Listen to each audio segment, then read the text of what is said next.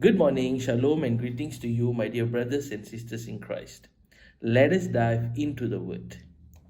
Oftentimes, we hear this phrase, brother from another mother, or sister from another mother. Now, people say this to indicate how close they are to the other person.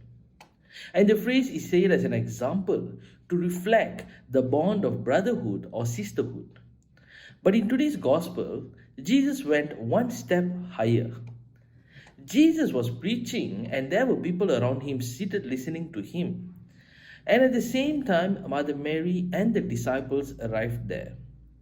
And they sent in a message to tell Jesus that they are there. To which Jesus replied, "Who are my mother and my brothers?"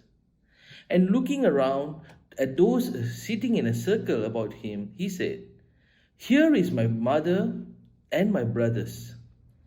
And he continued, "Anyone who does the will of God, that person is my brother and sister and mother."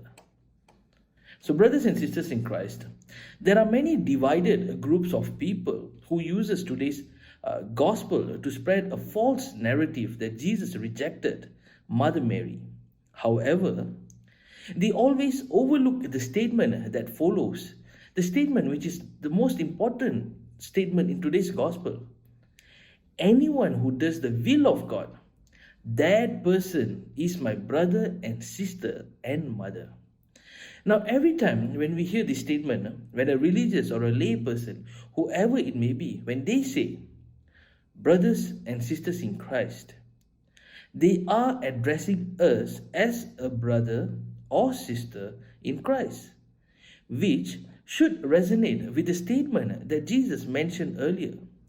In another way, to have a brotherhood and sisterhood in Christ is by doing the will of God. So now the question is, what does it take for us to be in a brotherhood and sisterhood with others? Is it simply by living our day-to-day life or by going out an extra mile in everything? My answer would be both. Now, everyone is called to be a disciple of Christ, and each and every one of us are created equally different and differently equal in God's own special way. So regardless, by simply being or by going extra mile, as long as we are journeying with God in our daily life and doing His work, regardless the scale, we will be bind together as brothers and sisters. So let me end today's gospel sharing with a verse from Romans chapter 12, verse 2. Do not conform to the pattern of this world, but be transformed by the renewing of your mind.